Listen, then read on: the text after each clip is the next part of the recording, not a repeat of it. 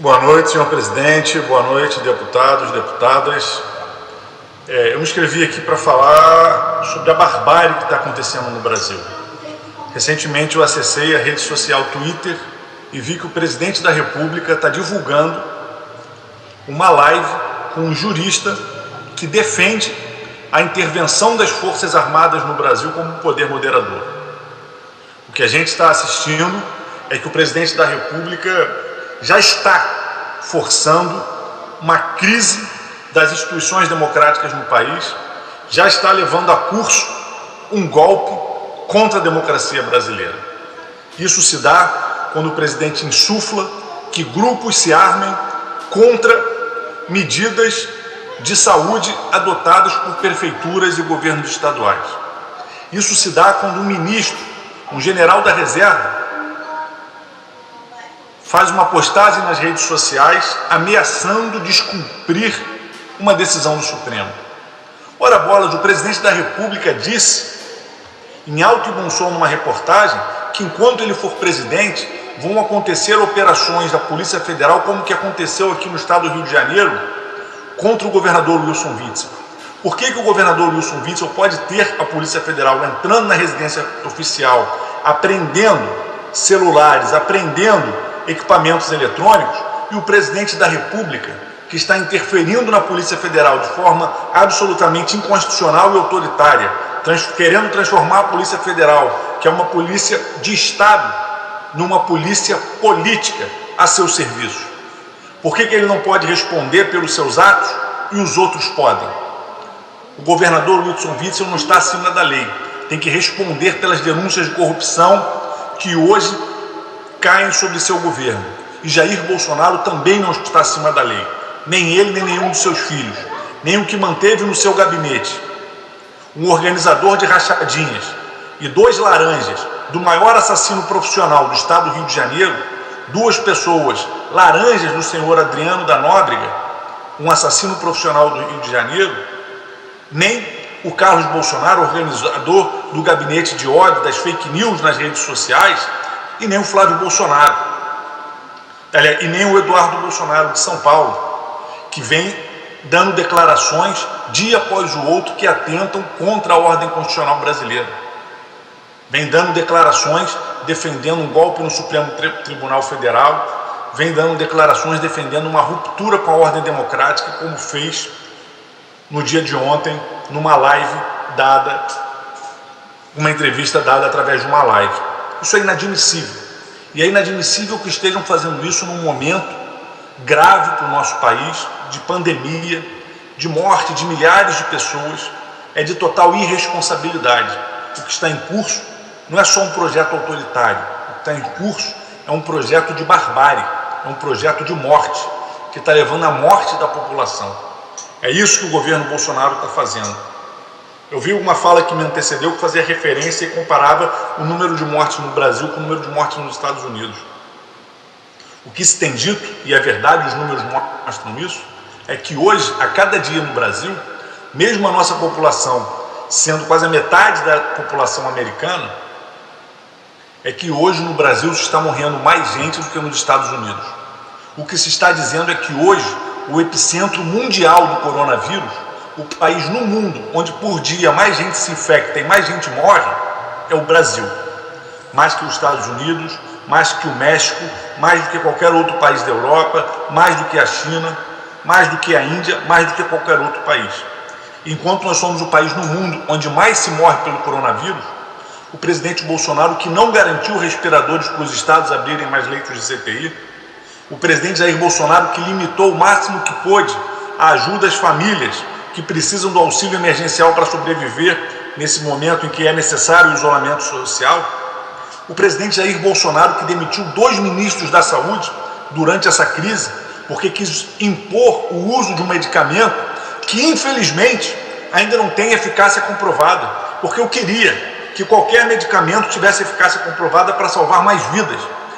Mas não adianta o presidente querer impor um medicamento que não tem eficácia comprovada, porque isso só vai matar mais gente, não vai salvar mais vidas. Por que ele faz isso?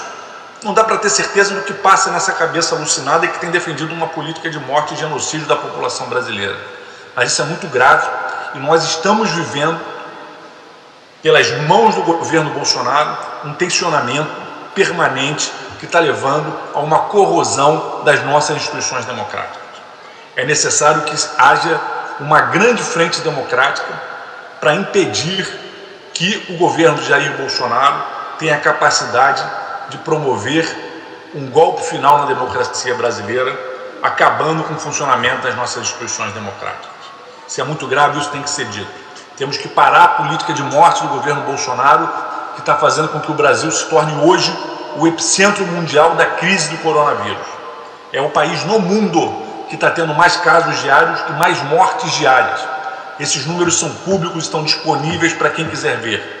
Mas não adianta ver nas redes do gabinete de ódio, que manipulam, que distorcem, que mentem e que estão usando inclusive a mentira como mecanismo de enfraquecer a nossa democracia e por isso hoje respondem a um processo.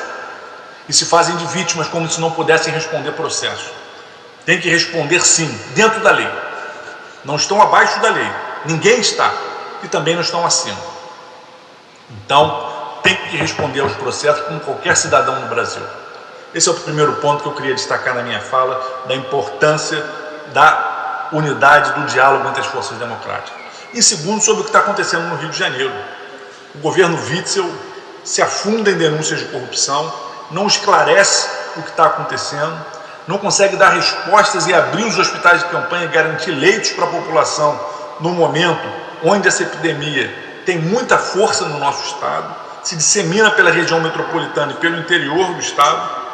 Então é fundamental que o governo Witzel preste esclarecimentos imediatamente para o Ministério Público, para a Justiça e para esse Poder Legislativo. É fundamental que a gente tenha uma ação firme da Assembleia, convocando os secretários do governo Witzel, secretário de Saúde, secretário de Desenvolvimento Econômico, para que eles venham aqui na Alerj trazer todos os contratos e prestar contas. O Wilson Witzel tem que dizer por que o governo dele fechou esses contratos todos, trazendo tanto prejuízo para a população.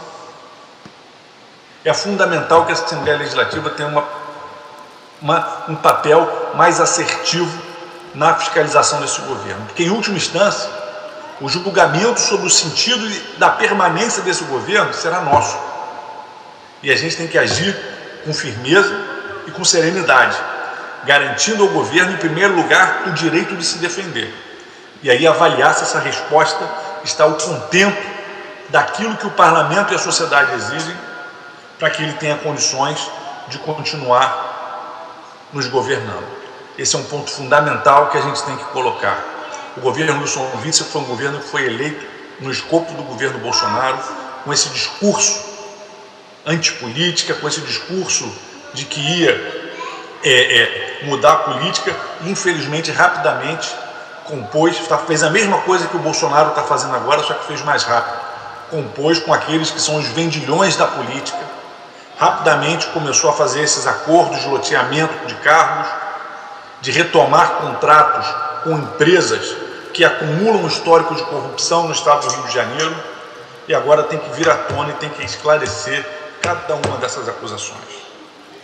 A gente tem tido muita firmeza no sentido de entender que nós temos que cobrar dos governos que prestem contas da sua atuação.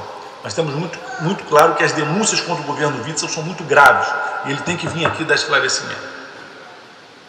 Essa é a posição da bancada do PSOL. Nós vamos trabalhar cada vez mais para que esse parlamento tenha ferramentas de cobrar do governo Wilson Witzel os esclarecimentos necessários, de convocar, de fazer cumprir todos os preceitos constitucionais que estão ao nosso alcance para que essas denúncias de corrupção, para que essas ações do governo que têm afetado tão negativamente a população, como esse atraso nos hospitais de campanhas, não passem sem ser compreendidos.